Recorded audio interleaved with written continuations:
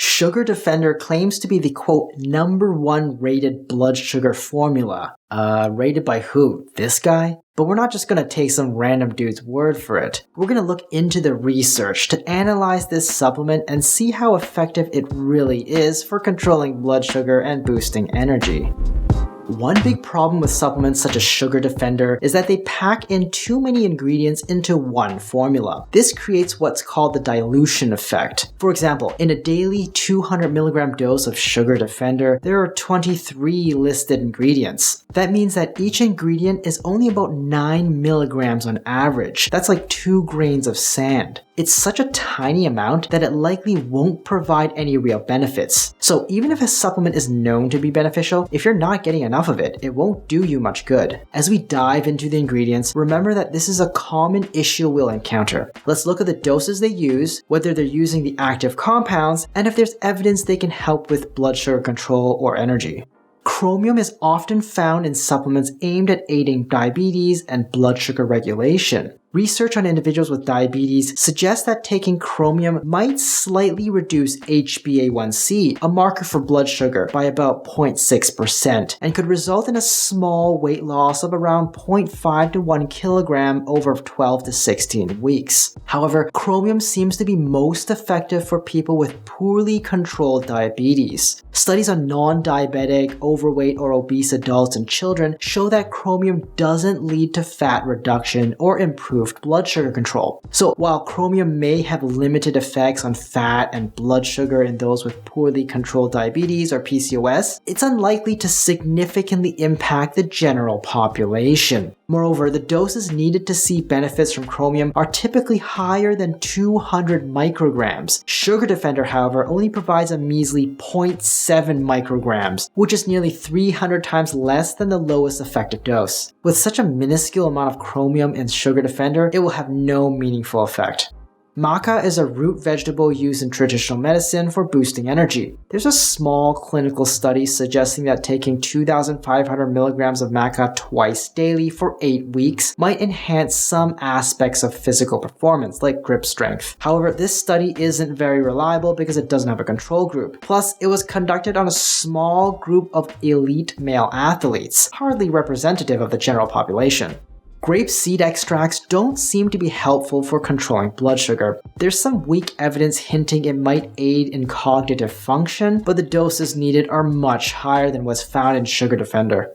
Guarana extracts are known for their high caffeine content, similar to coffee. Green tea contains some caffeine too, but also contains EGCG, a beneficial antioxidant. Drinking coffee or green tea daily seems to be more effective at preventing type 2 diabetes, rather than actively reducing blood sugar if you already have it. Observational research suggests that consuming caffeine from drinks like coffee or tea is linked to a lower risk of developing type 2 diabetes. The caffeine content from both are also known to help with alertness. However, this by itself might not enhance exercise performance. One study found that a supplement containing guarana and caffeine didn't improve things like jump height or agility. Regardless, the effective doses are much higher than what Sugar Defender offers.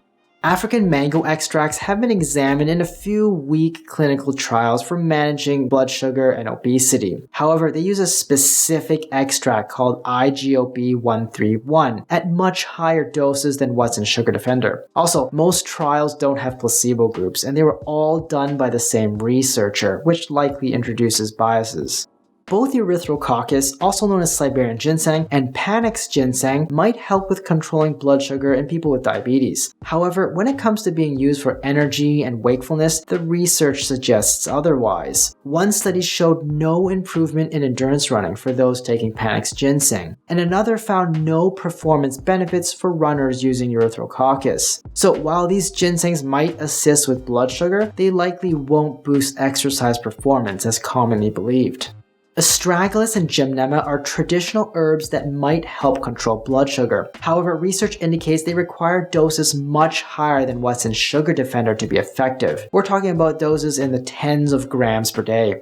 People often believe that extracts from Coleus, forskohlii, and Capsicum can burn fat and aid in weight loss. But studies show that neither of these actually lead to any real weight loss. For instance, let's take Coleus forskohlii. Some claim it helps with weight loss based on certain studies. However, upon closer examination, these trials reveal that Coleus forskohlii isn't any more effective than a placebo for shedding pounds. One study even starts off a bit misleading. The group taking Coleus forskohlii initially weighed less than the placebo group. So while it may seem like they lost more weight in the end, the actual weight loss doesn't differ from the placebo group. So the idea that Coleus forskohlii aids weight loss isn't supported by solid human evidence. The myth likely stems from studies like these, which yes, looked at obesity, but found Coleus forskohlii no better than a placebo for losing weight. Similar with capsaicin, studies in humans indicate that taking cayenne extracts doesn't significantly affect weight. Research also suggests that consuming capsaicin doesn't lead to substantial fat loss or increased energy expenditure.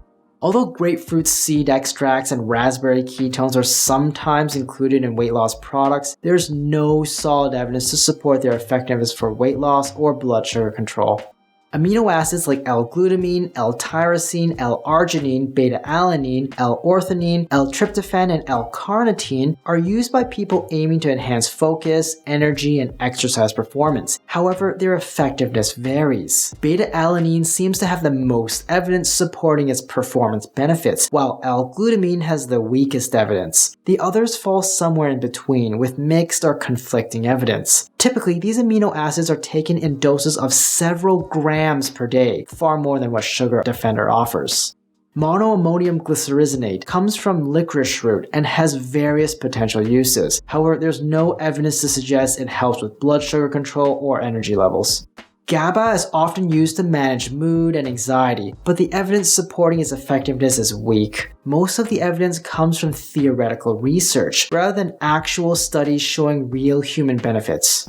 Now let's summarize the ingredient analysis. First off, we're cutting out ingredients that lack any evidence supporting blood sugar control or any health benefits related to it. Next, we're removing ingredients that don't impact blood sugar control, and despite having some research benefits, haven't reliably shown any real benefits in humans beyond possibly a placebo effect. Moving on, we're pinpointing ingredients that might boost energy or related aspects like athletic performance, mood, or cognitive function, but don't specifically aid blood sugar control. Now let's find ingredients that have shown some promise in controlling blood sugar, particularly in people with diabetes or metabolic issues. Among these, chromium stands out with the strongest evidence when used at doses ranging from 200 to 1,000 micrograms per day. Lastly, we're scrapping ingredients that likely don't provide enough of a dose to be beneficial. That leaves us with a grand total of exactly 0 useful ingredients. That's right, Sugar Defender doesn't provide any single ingredient at a useful dose, not even close. Simply put, Sugar Defender is completely useless for controlling blood sugar, as well as aiding in energy and weight loss. It's not that the ingredients chosen are necessarily bad. Some of them actually have potential benefits for blood sugar control, even though the evidence is weak. The real issue lies in Sugar Defender's attempt to pack too many ingredients into one formula. This approach makes it impossible to get a meaningful dose of any ingredient. Consequently, we're left with a supplement that's completely worthless. Sugar Defender is selling for around $70 per month. If I want to replicate what it was trying to do far more effectively, I would just take a moderate dose of chromium. Generic chromium is literally $1 to $2 a month. Rating Sugar Defender by effectiveness for improving blood sugar, I'm giving it an F. It's completely useless, and you'll be better off dropping some water into your mouth. Rating it by cost, I'm giving it an F. It can be easily replicated at a much cheaper cost by taking chromium at a moderate dose. Rating it for safety, I'm giving it a B. There are a number of ingredients that have potential to cause issues, but the doses are so low, they're unlikely to do much of anything. Overall rating, I'm giving it an F. I would recommend you stay away from it. Hi, I'm Dr. Brian Young. Do you think it's worth it? Let me know in the comments down below. And if you found this video helpful, please subscribe to the channel and leave me a like. Hit the notification bell if you want to stay up to date, and share this video with someone you know can use the info.